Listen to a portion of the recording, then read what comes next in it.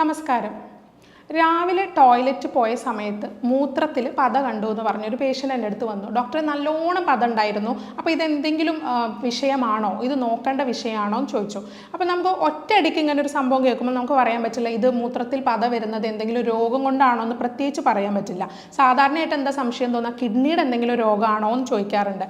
അപ്പോൾ ഇങ്ങനെയുള്ളൊരു സാഹചര്യത്തിൽ ഞാൻ പറയാറുള്ള മറുപടി, നിങ്ങൾ ഡെയിലി അത് നോക്കണം. ഒറ്റ ദിവസം നിങ്ങൾ മൂത്രത്തിൽ പത കണ്ടു എന്നുള്ളതിന് പല കാരണങ്ങളുണ്ടാവാം. ഒരു കാരണം എന്താണെന്ന് വെച്ചാൽ, നിങ്ങൾക്ക് ഒരു സ്ട്രെയിറ്റ് നിങ്ങൾ ബ്ലാഡർ ഫുള്ളായിരിക്കുന്ന സമയത്ത് നിങ്ങൾ പെട്ടെന്ന് പോയിട്ട് വളരെ ഫോഴ്സ്ഫുള്ളി ടോയ്ലറ്റിലേക്ക് മൂത്രം ഒഴിക്കുന്ന സമയത്ത് തീർച്ചയായിട്ടും മൂത്രത്തിൽ പത കാണാം.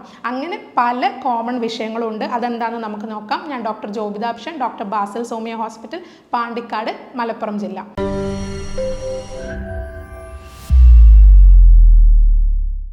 ഒന്ന്, ഞാൻ നേരത്തെ പറഞ്ഞല്ലോ, നിങ്ങൾ ബ്ലാഡർ ഫുള്ളായിരിക്കുന്ന സമയത്ത് ടോയ്ലറ്റിൽ പോയി വളരെ ഫോഴ്സ്ഫുള്ളി മൂത്രം ഒഴിക്കുന്ന സമയത്ത് മൂത്രത്തിൽ പത കാണും. പക്ഷേ അത്തരം പതകൾ കുറച്ച് നേരം കഴിയുമ്പോൾ തനിയെ ഡിസോൾവായി ഇല്ലാതായി പോകുന്നതും കാണാം. അതുപോലെ ഡീഹൈഡ്രേഷൻ ഉള്ള സമയത്ത്, വെള്ളം തീരെ കുടിക്കാത്ത ഒരു വ്യക്തിയാണ്, വെള്ളം വളരെ കുറവാണെന്നുണ്ടെങ്കിൽ ആ വ്യക്തി ടോയ്ലറ്റിലേക്ക് മൂത്രം ഒഴിക്കുന്ന സമയത്തും മൂത്രത്തിൽ പത കാണാൻ ചാൻസ് ഉണ്ട്. പ്രത്യേകിച്ചും ബ്ലാഡർ ഫുള്ളായിട്ട് നമ്മൾ മൂത്രം ഒഴിക്കുന്നത് എപ്പോഴും രാവിലെ ആയിരിക്കാനാണ് ചാൻസ്. അപ്പോൾ മോർണിംഗ് ആണ് ഇത്തരം പതകൾക്ക് സാധ്യത ഉള്ളത്. മറ്റൊരു വിഷയമുള്ളത് റിട്രോഗ്രേഡ് ഇജാക്കുലേഷൻ എന്ന് പറഞ്ഞൊരു സംഭവമാണ്. പുരുഷന്മാരിൽ കൂടുതലായിട്ടും കണ്ടുവരുന്ന സെമൻ ബ്ലാഡറിലേക്ക് കടന്ന് മൂത്രത്തിലൂടെ സ്പേം പുറത്തേക്ക് പോകുന്ന ഒരു അവസ്ഥയിൽ ക്രീമിനെസ്, ഒരു ക്രീമി കളറും ഉണ്ടാവും, പതയും മൂത്രത്തിൽ കാണാൻ ചാൻസ് ഉണ്ട്.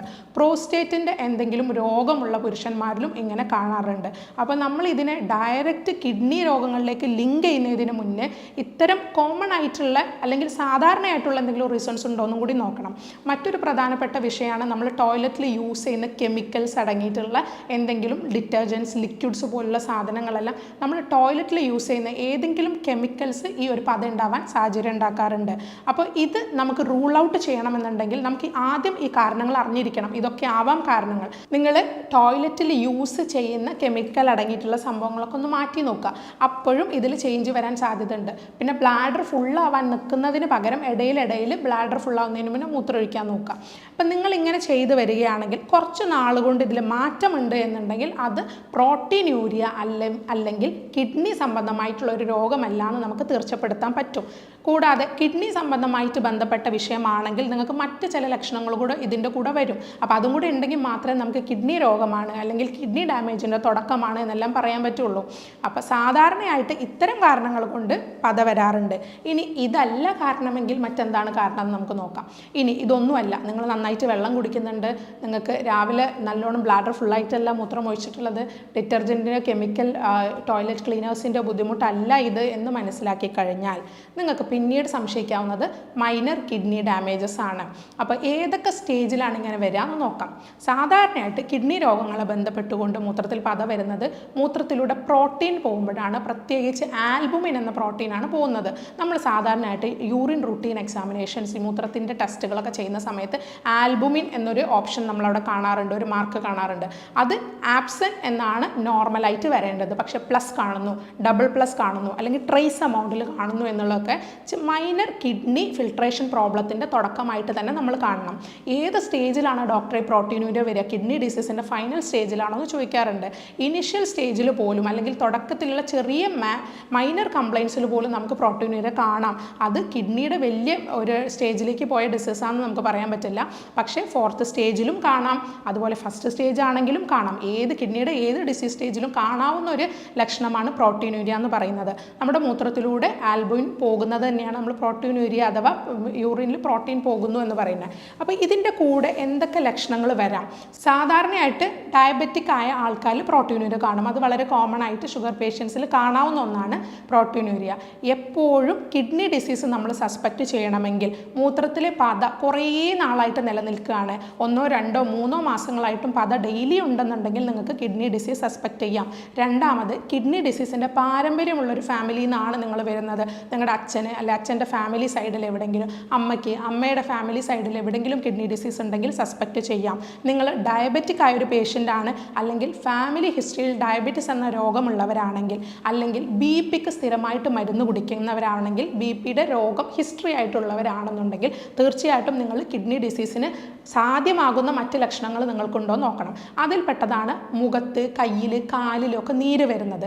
അതിൻ്റെ അർത്ഥം ഫ്ലൂയിഡ് റിട്ടൻഷൻ ബോഡിയിലുണ്ട്, വെള്ളം ശരിയായ രീതിയിൽ പുറത്തേക്ക് പോകുന്നില്ല, കിഡ്നിയുടെ ഫിൽട്രേഷൻ നടക്കുന്നില്ല എങ്കിൽ ഈ മൂത്രത്തിൽ പതയുടെ കൂടെ നിങ്ങൾക്ക് മുഖത്ത് നീര് വരിക, കൺതടത്തിലായിരിക്കും കൂടുതൽ വരുന്നത്, അല്ലെങ്കിൽ കയ്യിലോ കാലിലോ നീര് വരാവുന്ന അസുഖം ഉണ്ടാകും. രണ്ടാമത് അതികഠിനമായ ക്ഷീണം, വിശപ്പില്ലായ്മ, ഛർദ്ദിക്കാനുള്ള തോന്നൽ അല്ലെങ്കിൽ ഛർദ്ദിക്കുക തന്നെ ചെയ്യുക.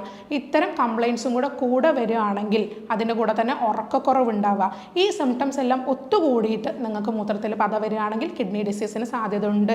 അതിൻ്റെ കൂടെ തന്നെ കിഡ്നി ഡിസീസിൻ്റെ ബാക്ക്ഗ്രൗണ്ട് നിങ്ങൾക്കുണ്ട്, ഫാമിലി ഹിസ്റ്ററി ഉണ്ടെന്നുണ്ടെങ്കിൽ തീർച്ചയായിട്ടും നിങ്ങൾ അതിന് വേണ്ടുന്ന ടെസ്റ്റുകൾ ചെയ്യണം. ഏതൊക്കെയാണ് ഇനി അതിന് നമ്മൾ ചെയ്യേണ്ട ടെസ്റ്റുകൾ? ഒന്ന്, 24 hour യൂറിൻ പ്രോട്ടീൻ ടെസ്റ്റ്. 24 മണിക്കൂറിന് നിങ്ങളുടെ യൂറിൻ കളക്ട് ചെയ്തതിന് ശേഷം അതിൽ എത്ര പ്രോട്ടീൻ ഔട്ട്പുട്ട് ഉണ്ട് എന്ന് ചെക്ക് ചെയ്യുന്നതാണ്. സാധാരണയായിട്ട് 150 മില്ലിഗ്രാംസിൽ കൂടുതൽ വരാൻ പാടില്ല, അപ്പോൾ ഇത്രയായിരിക്കും വരേണ്ടത്. അതിന് പുറമെ വേറൊരു ടെസ്റ്റ് ഉള്ളതാണ് 24 hour albumin creatinine ratio test ചെയ്യുന്നത്.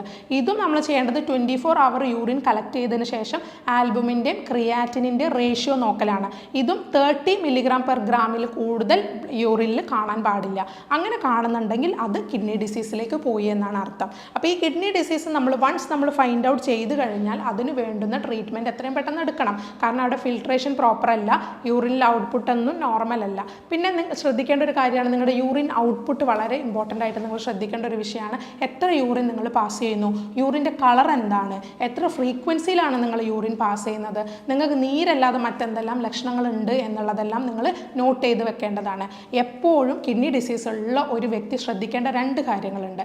അയാളുടെ ഷുഗറിൻ്റെ ലെവൽ അഥവാ ഡയബറ്റിക് ആണോ അല്ലയോ എന്നുള്ളത് ആദ്യം റൂൾ ഔട്ട് ചെയ്യുക. ഇനി ആണ് എന്നുണ്ടെങ്കിൽ അത് എപ്പോഴും കൺട്രോളിലിരിക്കണം. അതുപോലെ ബ്ലഡ് പ്രഷർ എപ്പോഴും മെയിൻറ്റെയിൻ ചെയ്യാൻ ശ്രദ്ധിക്കണം. ഈ 2 കാര്യങ്ങൾ കിഡ്നി ഡിസീസ് ഉള്ളവർ ശ്രദ്ധിക്കേണ്ടത് തന്നെയാണ്. നമുക്ക് കാര്യമായിട്ടും നമ്മൾ അവിടെയാണ് ട്രീറ്റ്മെൻറ്റ് ശ്രദ്ധിക്കേണ്ടതും എപ്പോഴും നമ്മൾ മോണിറ്റർ ചെയ്യേണ്ട ഒരു വിഷയമാണ്. സാധാരണയായിട്ട് ഞാൻ ഇത്തരം പേഷ്യൻസിനോട് പറയാനുള്ളത്, നിങ്ങൾ വീട്ടിൽ തന്നെ നിങ്ങൾ ഷുഗർ നോക്കാനുള്ളൊരു സംവിധാനം അല്ലെങ്കിൽ BP മോണിറ്റർ എന്തെങ്കിലും നിങ്ങളുടെ വീട്ടിൽ തന്നെ നിങ്ങളുടെ കയ്യിലുണ്ടാവുന്ന ഡിജിറ്റലി ഉള്ളത് ഉണ്ടാവുന്നത് നല്ലതാണ്. നിങ്ങളത് വീട്ടിൽ നിന്ന് നോക്കുമ്പോഴായിരിക്കും കറക്റ്റ് വാല്യൂസ് കിട്ടുക. അതിനനുസരിച്ചായിരിക്കും നിങ്ങളുടെ BPയുടെയും ഷുഗറിൻ്റെയും മെഡിസിൻസ് നമുക്ക് ഓൾട്ടർ ചെയ്ത് തരാൻ കഴിയുന്നത്. അപ്പോൾ ഇത്രയും കാര്യങ്ങൾ ശ്രദ്ധിക്കുക. അതുപോലെയുള്ളതാണ് കിഡ്നി സ്റ്റോൺസ് വരാൻ സാധ്യതയുള്ള കുറേ ആൾക്കാരുണ്ട്. അവരിലും ഈ മൂത്രത്തിൽ പത കാണാറുണ്ട്. പലതരം സ്റ്റോൺസ് ഉണ്ട്, കാൽഷ്യം സ്റ്റോൺസ് ഉണ്ട്, യൂറിക് ആസിഡ് സ്റ്റോൺസ് ഉണ്ട്. അപ്പോൾ നിങ്ങൾക്ക് ഓൾറെഡി യൂറിക് ആസിഡ് ഉള്ള ഒരാളാണെന്നുണ്ടെങ്കിൽ തീർച്ചയായിട്ടും നിങ്ങൾ മൂത്രത്തിൽ പത വരുന്നുണ്ടെങ്കിൽ ശ്രദ്ധിക്കണം. കയ്യിനോ കാലിനോ വേദന വരുന്നുണ്ടെങ്കിൽ ശ്രദ്ധിക്കണം. ഇനി ഈ പ്രോട്ടീൻ പോകുന്ന വ്യക്തികൾ, ഇപ്പോൾ ലക്ഷണങ്ങൾ ഞാൻ പറഞ്ഞു, എന്തുകൊണ്ട് വരുന്നു എന്ന് പറഞ്ഞു, എന്താണ് 2 ഇമ്പോർട്ടൻ്റ് ആയിട്ടുള്ള ടെസ്റ്റുകൾ പറഞ്ഞു. അപ്പോൾ കിഡ്നി ഡിസീസിലേക്ക് കടന്നു കഴിഞ്ഞാൽ നമ്മൾ തീർച്ചയായിട്ടും GFRും കൂടെ നോക്കേണ്ടത് അത്യാവശ്യമാണ്. ഗ്ലോമറുലാർ ഫിൽട്രേഷൻ റേറ്റ്, കിഡ്നിയുടെ ഫിൽട്രേഷൻ റേറ്റ് എവിടെ ഇരിക്കുന്നു എന്നനുസരിച്ചാണ് നിങ്ങൾ കിഡ്നി ഡിസീസിൻ്റെ ഏത് സ്റ്റേജിലാണ് എന്ന് തീരുമാനിക്കുന്നത്. ഇനി നിങ്ങൾ കഴിക്കേണ്ട ഡയറ്റ്, എപ്പോഴും ശ്രദ്ധിക്കേണ്ട ഡയറ്റ്, ഹൈ പ്രോട്ടീനാണ് യൂറിനിലൂടെ പോകുന്നത്. അതായത് നമ്മുടെ ബോഡി എക്സസ് പ്രോട്ടീനിലാണ് ഇരിക്കുന്നത്. പ്രോട്ടീൻ ഡയറ്റ് റെസ്ട്രിക്റ്റ് ചെയ്യുക എന്നുള്ളതാണ് ഇമ്പോർട്ടൻ്റ് ആയിട്ടുള്ള കാര്യം. സാധാരണ നമ്മൾ ഏതൊരു ഡയറ്റ് പറയുമ്പോഴും പറയും നിങ്ങൾ പ്രോട്ടീൻ നന്നായിട്ട് കഴിക്കണം, ഹെൽത്തി ആയിരിക്കണം എന്ന് പറയും. പക്ഷേ എപ്പോഴും കിഡ്നി ഡിസീസ് ഉള്ള ആൾക്കാർ ശ്രദ്ധിക്കേണ്ടത് പ്രോട്ടീൻ ഡയറ്റ് എക്സീഡ് ആവാൻ പാടില്ല. പ്രോട്ടീനിൽ പെട്ടതാണ് റെഡ് മീറ്റ് അല്ലെങ്കിൽ സോയാബീൻസ്. അതിനിപ്പോൾ വെജിറ്റബിൾ പ്രോട്ടീൻ ആണെങ്കിൽ ശരി, അനിമൽ പ്രോട്ടീൻ ആണെങ്കിൽ ശരി, ഡയറി പ്രൊഡക്ട്സ് ഒക്കെ അതിൽ പെട്ടതാണ്. അപ്പോൾ നിങ്ങൾ പ്രോട്ടീൻ ഇൻടേക്ക് മാക്സിമം റെസ്ട്രിക്റ്റ് ചെയ്യുക. അതോടൊപ്പം തന്നെ ഉള്ളതാണ് മാഗ്നീഷ്യം നിങ്ങളുടെ ഡയറ്റിൽ വളരെയധികം കുറക്കണം. മാഗ്നീഷ്യം എന്ന് പറയുന്ന ലാക്സറ്റീവ്സ് ഇല്ലേ, മോഷൻ പോകാനൊക്കെ ലൂസ് മോഷൻ വേണ്ടിയിട്ടൊക്കെ കൊടുക്കുന്ന പല മെഡിസിനിലും ലാക്സറ്റീവ്സ് ആണ്. അപ്പോൾ അത്തരം മെഡിസിൻസ് എല്ലാം മാഗ്നീഷ്യത്തിൻ്റെ കണ്ടൻറ്റ് വളരെ കൂടുതലാണ്. അപ്പോൾ നിങ്ങൾ മാഗ്നീഷ്യം ഡയറ്റിൽ നിന്ന് ഒഴിവാക്കാം. മറ്റൊന്നാണ് പൊട്ടാസ്യം. പൊട്ടാസ്യം ഏറ്റവും കൂടുതൽ അടങ്ങിയിരിക്കുന്നതാണ് പൊട്ടാറ്റോ അല്ലെങ്കിൽ ബനാന, അവക്കഡോ പോലുള്ള സാധനങ്ങളിൽ. അവക്കഡോ എന്ന് പറഞ്ഞാൽ നമ്മുടെ ബട്ടർ ഫ്രൂട്ട്. അപ്പോൾ ഇതിലെല്ലാം പൊട്ടാസ്യത്തിൻ്റെ അളവ് വളരെ കൂടുതലാണ്. നേന്ത്രപ്പഴം കഴിക്കുന്നവർ ശ്രദ്ധിക്കുക, നേന്ത്രപ്പഴം ഡയറക്റ്റ്ലി ഇതിന് പറ്റാത്ത ഒന്നാണ്. അപ്പോൾ പൊട്ടാസ്യത്തിൻ്റെ അളവ് കൂടുന്നതുകൊണ്ട് തന്നെ കിഡ്നി രോഗങ്ങൾക്കുള്ള സാധ്യതയും ഏറും. അപ്പോൾ ബനാന പോലുള്ള സാധനങ്ങൾ, അവക്കഡോ പോലുള്ള ഫ്രൂട്ട്സ്, പൊട്ടാറ്റോ ആണെങ്കിലൊക്കെ നിങ്ങൾ കുറേ നേരം വെള്ളത്തിലിട്ട് വെച്ചതിന് ശേഷം അല്ലെങ്കിൽ വെള്ളത്തിലൊന്ന് തിളപ്പിച്ചതിന് ശേഷം അതിൻ്റെ പൊട്ടാസ്യത്തിൻ്റെ കണ്ടൻറ്റ് കുറേ പോയി കഴിഞ്ഞാൽ നിങ്ങൾക്ക് വേണമെങ്കിൽ ഉപയോഗിക്കാം. അല്ലാത്ത പക്ഷം ഇതെല്ലാം ഡയറ്റിൽ ഒഴിവാക്കുന്നതാണ് നല്ലത്. ഗ്രീൻ ലീഫി വെജിറ്റബിൾസ് എല്ലാ രോഗങ്ങളിലും നിങ്ങളുടെ ഡയറ്റിന് വേണ്ടിയിട്ട് നമ്മൾ പറയും നിങ്ങളിത് ശ്രദ്ധിക്കണം, നല്ല പച്ചക്കറികൾ കഴിക്കണം. അതിൽ ഗ്രീൻ ലീഫി വെജിറ്റബിൾസ് ഉൾപ്പെടും. പക്ഷേ കിഡ്നി രോഗമുള്ളവരിൽ ഗ്രീൻ ലീഫി വെജിറ്റബിൾസ്, ചീര, മുരിങ്ങ പോലുള്ള ഇലവർഗ്ഗങ്ങൾ നിങ്ങളുടെ ഡയറ്റിൽ നിന്ന് പാടെ ഒഴിവാക്കുന്നതാണ് നല്ലത്. വിറ്റാമിൻ കെ ഒക്കെ റിച്ച് ആയിട്ടുള്ള ഒരു സംഭവമാണ്, കാൽഷ്യം കൂടുതൽ അടങ്ങിയിട്ടുള്ള സാധനമാണ്. വടിയേറ്റ് നിങ്ങളിത് നിങ്ങളുടെ ഡയറ്റിൽ നിന്ന് ഒഴിവാക്കുന്നതാണ് ഏറ്റവും നല്ലത്. അതുപോലെ സിട്രസ് ഫ്രൂട്ട്സ്, ഒരുവിധം ഫ്രൂട്ട്സ് ഒന്നും ഈ ഒരു ഡയറ്റിന് പറ്റില്ല. പുളിപ്പുള്ള ഫ്രൂട്ട്സ് എല്ലാം കിഡ്നി പേഷ്യൻസിൻ്റെ ഡയറ്റിൽ നിന്ന് മാക്സിമം ഒഴിവാക്കുന്നതായിരിക്കും നല്ലത്. പിന്നെ ഞാൻ നേരത്തെ പറഞ്ഞല്ലോ, നിങ്ങളുടെ ആൽബുമിൻ ക്രിയാറ്റിനിൻ റേഷ്യോ വെച്ചിട്ടാണ് നിങ്ങൾക്ക് ഈ ഒരു പ്രോട്ടീനൂരിയനെ നമ്മൾ അളക്കുന്നത്, 24 അവർ യൂറിൻ ഔട്ട്പുട്ട് വെച്ചിട്ട്. ഈ ആൽബുമിൻ ക്രിയാറ്റിനിൻ എന്ന് പറയുമ്പോൾ നിങ്ങൾ കിഡ്നി ഡിസീസ് ഉള്ളവരിൽ ക്രിയാറ്റിനിൻ എന്ന് പറയുന്നതാണ് ആ ഒരു സംഭവം ഔട്ട്പുട്ടായിട്ട് വരുന്നത്. ക്രിയാറ്റിൻ എന്ന് പറയുന്നത് ആക്ച്വലി ഒരു പ്രോട്ടീനാണ്. ക്രിയാറ്റിൻ എല്ലാവരിലും ഉണ്ടാവും. നമ്മുടെ മസിൽ മെറ്റബോളിസത്തിന് വേണ്ടി ഉപയോഗപ്പെടുത്തുന്നതാണ് ക്രിയാറ്റിൻ. ബട്ട് അതിൻ്റെ ഔട്ട്പുട്ട് നിങ്ങളുടെ മസിൽ ആക്ടിവിറ്റി കഴിയുമ്പോൾ അതിൽ നിന്ന് പ്രൊഡ്യൂസ് ചെയ്യുന്ന ഔട്ട്പുട്ടായിട്ട് വരുന്നതാണ് ക്രിയാറ്റിനിൻ എന്ന് പറയുന്നത്. ഇതാണ് നമ്മുടെ ശരീരത്തിൽ കൂടാതിരിക്കേണ്ടത്. ക്രിയാറ്റിനിൻ്റെ നോർമൽ വാല്യൂ എന്ന് പറയുന്നത് 0.5 to 1.4 മെയിൽസിലും 0.5 to 1.2 ഫീമെയിൽസിലുമാണ്. അപ്പോൾ ഇത് നിർബന്ധമായും ആ ബൗണ്ടറിക്കുള്ളിൽ തന്നെ വരേണ്ടതാണ്. ക്രിയാറ്റിനിൻ കൂടുതലുള്ള വ്യക്തികളിലും പറ്റാത്ത ഭക്ഷണങ്ങളാണ് green leafy vegetables, citrus fruits എല്ലാം. അപ്പോൾ ഇതെല്ലാം നിങ്ങളുടെ ഡയറ്റിൽ നിന്ന് ഒഴിവാക്കണം. പിന്നെ വെള്ളം നന്നായിട്ട് കുടിക്കണം. പക്ഷേ ക്രിയാറ്റിനിൻ്റെ അളവ് കൂടുതലുള്ളവരിൽ ലിമിറ്റഡായിട്ടേ വെള്ളം കുടിക്കാൻ പറ്റുള്ളൂ.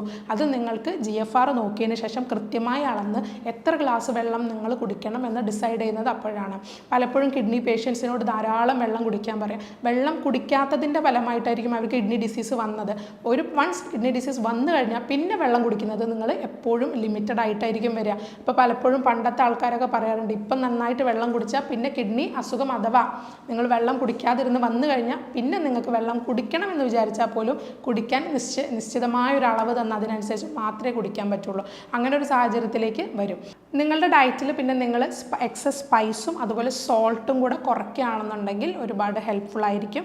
ഈ വീഡിയോനെ കുറിച്ച് നിങ്ങൾക്ക് ഏതെങ്കിലും രീതിയിലുള്ള സംശയങ്ങളുണ്ടെങ്കിൽ താഴെ കാണുന്ന നമ്പറിൽ ബന്ധപ്പെടാവുന്നതാണ്. ഞാൻ doctor ജോബിതാപ്ഷൻ, doctor Basil സോമിയ hospital, Pandikkad, Malappuram ജില്ല.